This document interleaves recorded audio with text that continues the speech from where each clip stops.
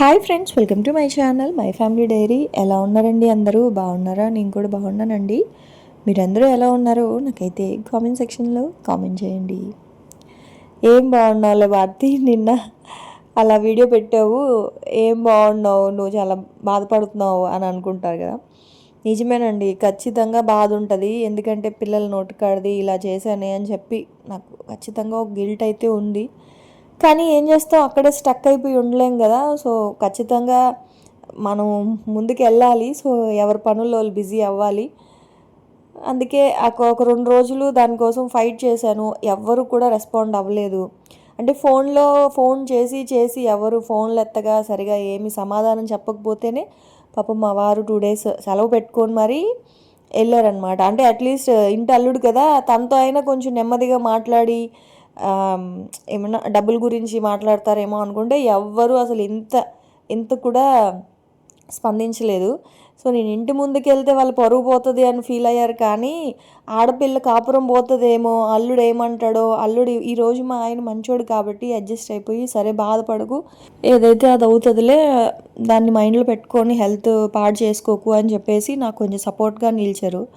అదే వాళ్ళలాంటి వాళ్ళే కనుక అయి ఉంటే, వాళ్ళలాంటి మైండ్ సెటే కానీ ఉండుంటే 5 లక్షల కోసం పక్కన పెట్టండి, అసలు బంగారం అమ్మి కొన్నావు కదా, మొత్తం ఆ బంగారం తీసుకొని రా వెళ్ళు అని చెప్పి పుట్టింట్లో వదిలేస్తే అప్పుడు నా పరిస్థితి ఏమవుతుంది?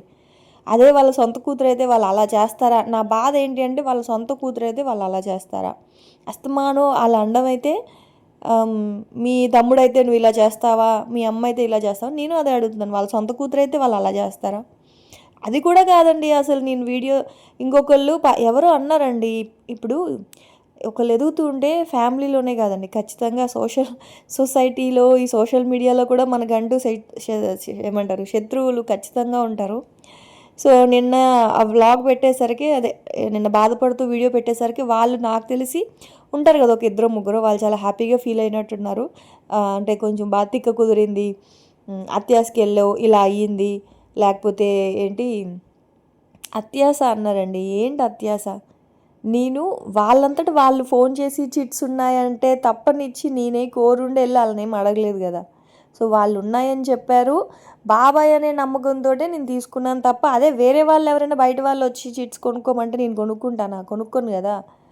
సో నేను అత్యాసకి వెళ్తే అసలు ఈరోజు నాకు ఇలాంటి పరిస్థితి రాదు. నేను ముందే వాళ్ళని గొంతుల మీద కూర్చొని నా డబ్బులు నేను వసూలు చేసుకో ఉండేదాన్ని. ఇంత కామ్గా అయ్యాను కాబట్టే ఈరోజు ఇలా బాధపడుతున్నాను.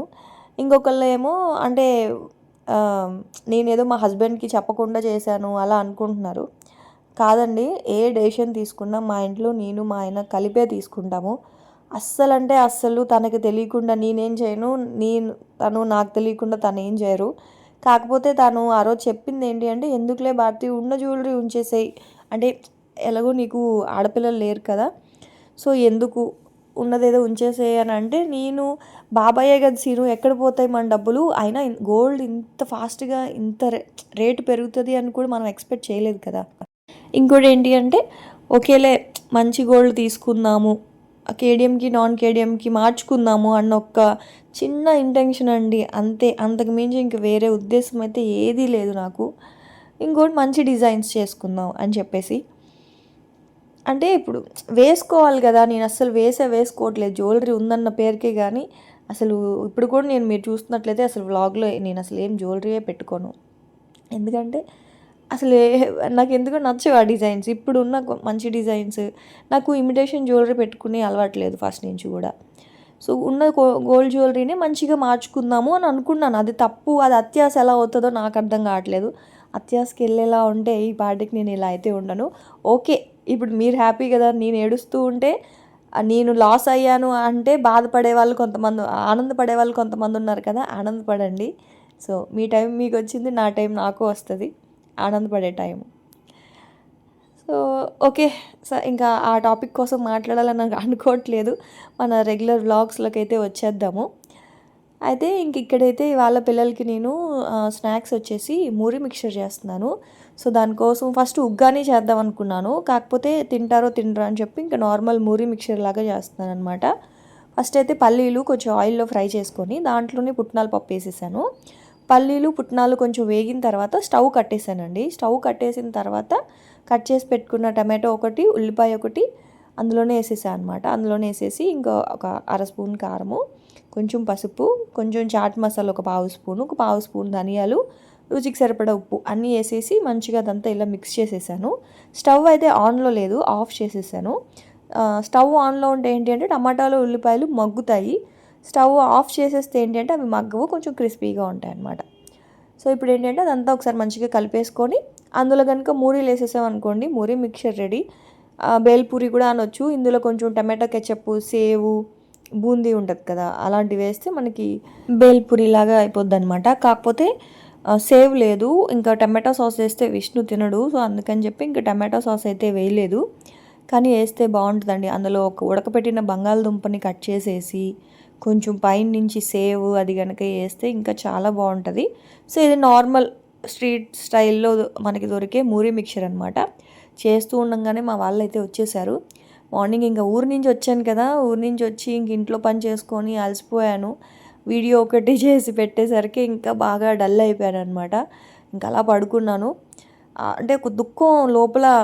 సో అది ఇంకా అలాగా పడుకొని లేచి ఇంకా బట్టలు ఉంటే అవి ఆరబెట్టి ఇంకా పిల్లలు ఇంక వచ్చారు కదా, వాళ్ళ కోసం అయితే ఇంక ఇలా స్నాక్ అయితే చేశాను. ఏం లేదు, ఫస్ట్ పల్లీలు మనం వేయించుకున్న పల్లీలు కనుకుంటే అన్నిటినీ మనం మామూలుగా బౌల్లో వేసి కలిపేసుకోవచ్చు. సో పల్లీలు అప్పటికప్పటికే ఫ్రై చేశాను కాబట్టి ఇంకా అదే కడాయిలో ఇంకా ఇలా మూరీ మిక్చర్ అయితే చేసేసాను. బాగుంటుంది, అందరికీ తెలిసిన మూరీ మిక్చరే, పెద్ద కష్టమేం కాదు, సింపుల్ రెసిపీయే. ఎప్పుడైనా ఇంట్లో ఇంక ఇలా మూరీలు, కానీ సేవ్ కనుక అందులో వేస్తే చాలా బాగుంటుందండి.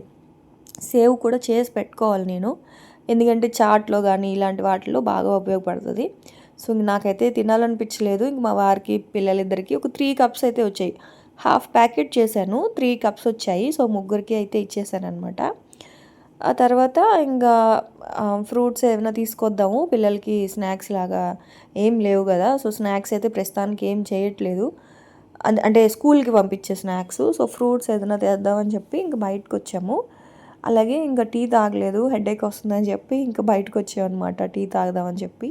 సో ఇది వచ్చేసి జఫ్రానీ టీ అంట, సాఫ్రాన్ ఉంటుంది కదా, సో ఆ సాఫ్రాన్ వేసి ఇచ్చారు టీ. నాకు ఎందుకో సాఫ్రాన్ నచ్చదండి, కాకపోతే ఇంక మా ఆయన చాలా బాగుంటుంది టేస్ట్ చేయి అంటే ఇంక తీసుకున్నాను. కానీ నాకు ఎందుకో సాఫ్రాన్ స్మెల్ నచ్చదు. పిల్లల్ని కడుపుతూ ఉన్నప్పుడు కూడా మా అమ్మ తెచ్చిచ్చింది, అప్పుడు కూడా తాగలేదు. అదే అంటున్నారు మా ఆయన, అప్పుడు కూడా నేనే తాగాను ఈ టీలో వేసుకొని అని చెప్పి చెప్తా ఉంటే అవును అని అంటున్నాను అనమాట. సో అప్పుడు లక్కీని అనుకుంటా, లక్కీని కడుపుతూ ఉన్నప్పుడు 2 grams 200 అనమాట సాఫ్రాను, పూర్ణ మార్కెట్లో దొరికేది, అప్పుడు తీసుకొచ్చింది. కానీ నేను అప్పుడైతే తాగలేదు దాన్ని. సో ఇంకా టీ అయితే తాగేసి కొన్ని ఫ్రూట్స్ అయితే తీసుకున్నాము. యాక్చువల్గా వాటర్ మిలన్ ఇప్పుడు బాగా వస్తుంది కదా, దానికోసం వచ్చాం. కాకపోతే అయిపోయాయి, రేపు వస్తాయంటే కొన్ని గ్రేప్స్, ఆరెంజెస్, యాపిల్, బనానాస్ అవి తీసుకొని వచ్చేసాను.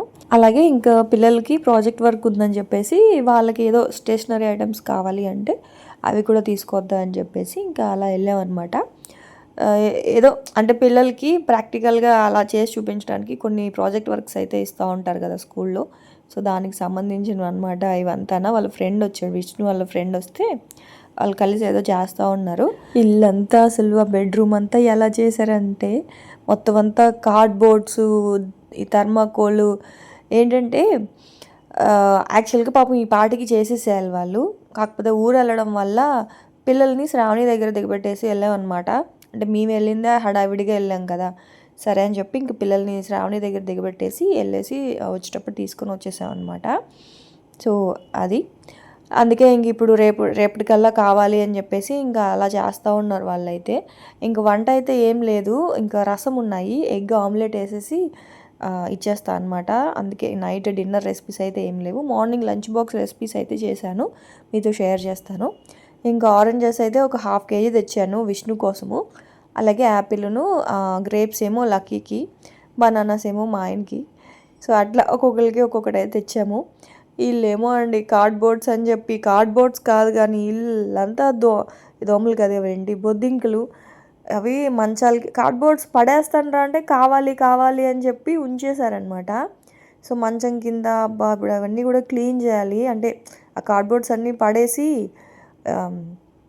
అసలు మొత్తం అంతా కూడా హిట్ కొట్టాలి. అది ఉంటుంది కదా జెల్లు.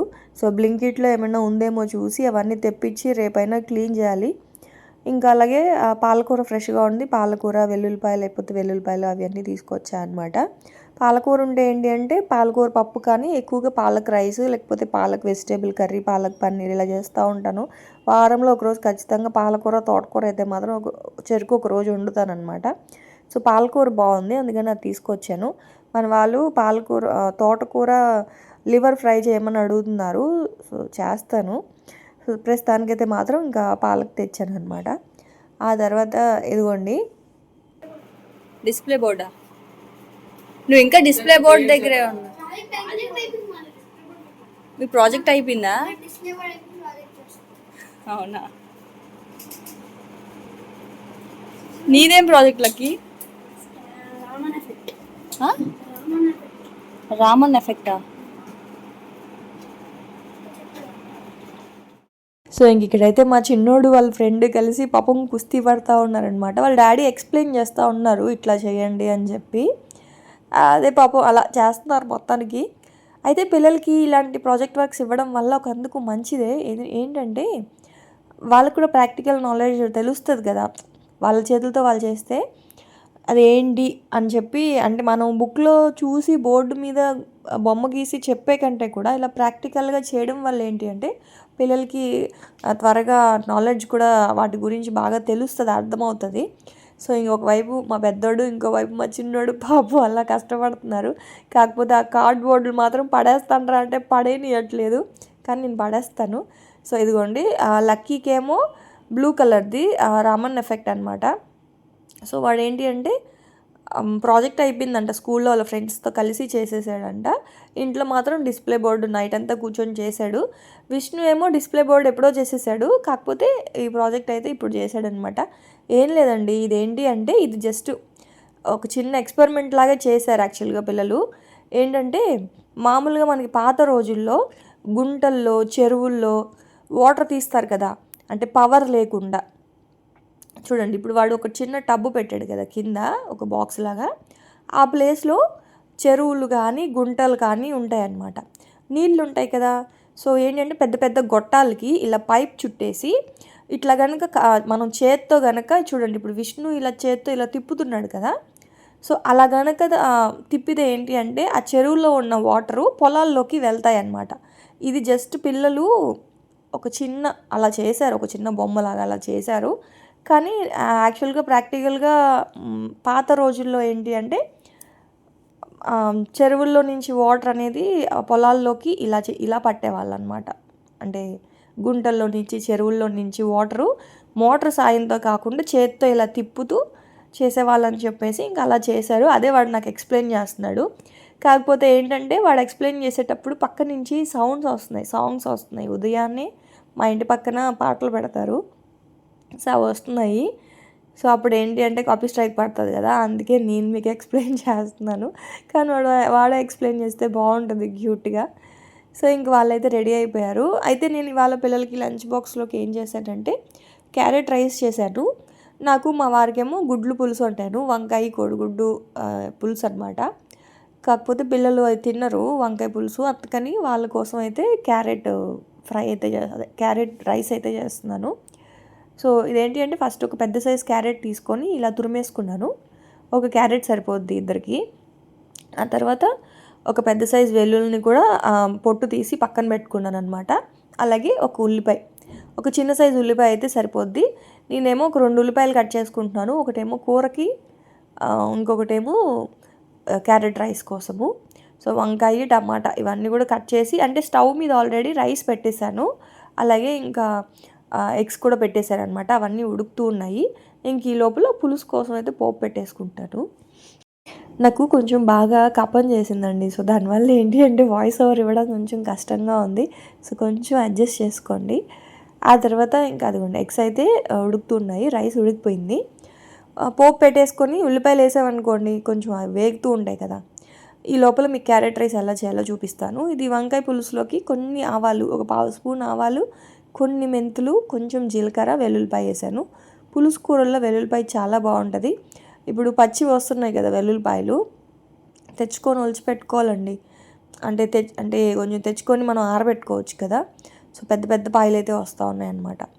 ఆ తర్వాత ఉల్లిపాయ అయితే వేసేసాను, అదైతే సిమ్లో పెట్టాను. ఉల్లిపాయలు కరివేపాకు వేగాలి. ఈ లోపల మీకు క్యారెట్ రైస్ ఎలా చేయాలో చూపించేస్తాను. క్యారెట్ రైసు ఇదివరకు ఒకలా చేసేదాన్ని, ఇప్పుడు ఒకలా చేస్తున్నాను. తాలింపు పెట్టుకొని పోపు పెట్టుకొని చేసేది ఒక ప్రాసెస్, కానీ ఇక్కడ నేను పోపు అయితే పెట్టట్లేదు, పోపు పెట్టకుండా చేస్తున్నాను. నాకు ఇదే నచ్చింది, పిల్లలు కూడా ఇదే తింటున్నారు. ఏంటంటే ఒక స్పూన్ ఆయిల్, ఒక 2 స్పూన్లు బటర్ అయితే వేసుకోండి. అది వేసుకున్న తర్వాత అందులో ఒక 6-7 వెల్లుల్లి రెబ్బల్ని చితక్కొట్టేసుకోండి. అలాగే ఒక 2 పచ్చిమిర్చి కూడా వేసుకోండి. ఆ తర్వాత ఇంకా ఒక హాఫ్ ఉల్లిపాయ, అంటే చిన్నదైతే ఒకటి, పెద్దదైతే హాఫ్ ఉల్లిపాయ వేసేసుకోండి. వేసేసి అది కొంచెం మంచిగా ఫ్రై అవ్వాలి. అది కొంచెం ఉల్లిపాయ బాగా మగ్గిపోయిన తర్వాత తురిమి పెట్టుకున్నాం కదా క్యారెట్, సో క్యారెట్ కూడా వేసేసుకోండి. క్యారెట్తో పాటు ఫ్రెంచ్ బీన్స్ ఉంటాయి కదా, అదే బీన్స్ కానీ క్యాబేజ్ కానీ అది కూడా వేసుకోవచ్చు. కాకపోతే ఇప్పుడు టైం లేదని చెప్పి నేను క్యారెట్ ఒకటే వేస్తున్నాను, అంటే ఇప్పుడు అవన్నీ కట్ చేసే టైం లేదు. సో ఇదిగోండి క్యారెట్ వేసేసాను. సిమ్లో పెట్టుకొని క్యారెట్ను ఒక 5 మినిట్స్ ఫాస్ట్గానే అది మగ్గిపోద్ది కదా క్యారెట్. ఆ తర్వాత అందులో కొంచెం పసుపు, రుచికి సరిపడా ఉప్పు, అలాగే ఒక 1/2 స్పూన్ కారము. నిజానికి పసుపు కారం కంటే కూడా చిల్లీ ఫ్లేక్స్ ఉంటాయి కదా, సో చిల్లీ ఫ్లేక్స్ ఇది వచ్చేసి మిక్స్డ్ హర్బ్స్ అనమాట, పిజ్జా సీజనింగ్ అంటాం కదా. సో అది వేసుకుంటే, మిరియాల పొడి కొంచెం వేసుకుంటే చాలా బాగుంటుంది. కాకపోతే నా దగ్గర చిల్లీ ఫ్లేక్స్ లేవు, అందుకే కారం వేసుకున్నాను. మీ దగ్గర ఉంటే మాత్రం చిల్లీ ఫ్లేక్స్ వేసుకోండి, చాలా బాగుంటుంది. సో అంతే, అన్నీ వేసుకొని క్యారెట్ని మంచిగా ఫ్రై చేసేసుకొని ఉడికించి పెట్టుకున్న రైస్ అయితే వేసేసుకోవడమే. అంత సిమ్లో పెట్టేసి మంచిగా రైస్ అంతా ఒకసారి ఇలా కలిపేసుకొని, సాల్ట్ కానీ సరిపోకపోతే కొంచెం సాల్ట్ వేసేసుకోండి. అంతేనండి, క్యారెట్ రైసు ఈ ఫ్లేవర్ తోటి, అంటే పిజ్జా సీజనింగ్ తోటి క్యారెట్ రైసు చాలా బాగుంటుంది. రెగ్యులర్గా మనము కొంచెం తాలింపు, ఆవాలు జీలకర్ర పోపు పెట్టుకొని చేసే కంటే కూడా ఈ పిజ్జా సీజనింగ్ తోటి క్యారెట్ రైస్ అయితే బాగుంటుంది. ట్రై చేయండి, పిల్లలు ఇష్టంగా తింటారు. సో ఇంక ఇదైతే పెట్టేసి కొంచెం పెరుగన్నం కూడా పెట్టాను పిల్లలకైతే, కాకపోతే ఇంక అదంతా వీడియో తీయలేదు, టైం లేదని చెప్పి. ఆ తర్వాత ఇంక ఇక్కడైతే ఉల్లిపాయలు అయితే మగ్గిపోయినాయి. అందులో ఒక టమాటో అయితే వేసేసుకున్నాను. టమాటో కొంచెం మగ్గిన తర్వాత అందులో పసుపు, నిజానికి టమాటా మగ్గాలి అంటే ఉప్పు పసుపు కనుక వేస్తే టమాటాలు త్వరగా మగ్గిపోతాయండి. ఉల్లిపాయల్లోకి ఉప్పు వేస్తే త్వరగా వేగుతాయి, టమాటాల్లో పసుపు వేస్తే త్వరగా మగ్గుతుంది. చిన్న చిట్కా అనమాట.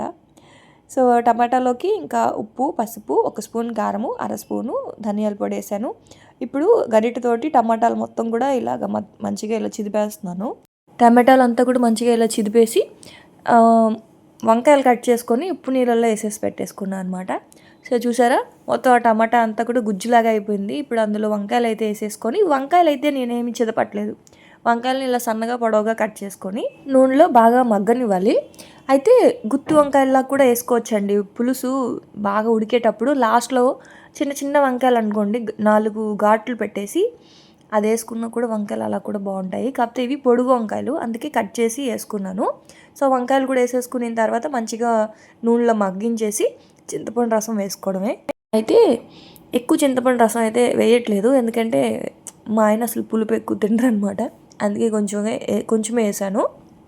ఇంకా వాటర్ కొంచెం వేసేసుకొని పులుసు బాగా తెరిలిన తర్వాత గుడ్లు ముందుగా కొంచెం ఫ్రై చేస్తే బాగుంటుంది. ఇంకా టైం లేదు, అందుకే ఇంకా అలా వేసేస్తూ ఉన్నాను అనమాట. గుడ్లకి ఇలా ఘాట్లు పెట్టేసి వేసేస్తున్నాను. అయితే గుడ్లతో పాటు ఒక 4 ఎండు చేపలు కూడా వేసాను. 4 ముక్కలు ఉన్నాయి, చిన్న చిన్న ముక్కలు.